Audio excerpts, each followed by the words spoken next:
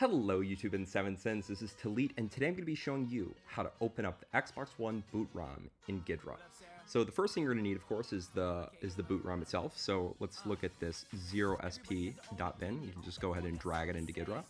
And then for the language, we're going to want to select ARM v7 little endian. So if we search ARM, we can find v7, and there we are, little endian. Let's go ahead and click OK.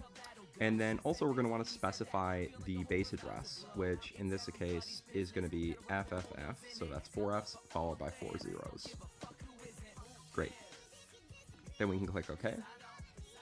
It's going to import, and now we just have to double click the binary.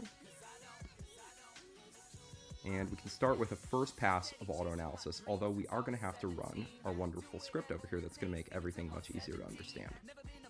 So if we then go to Window, and we go to Script Manager, we can go ahead and create a new script.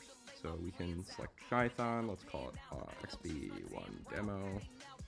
And now, if we paste in our code over here, save it, and then click on Run, it's going to perform all of this auto analysis and make everything look really nice for our decompiler and just, in general.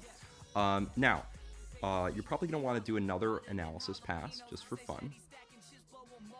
And once that's done, you can see that now we have all of these wonderful types.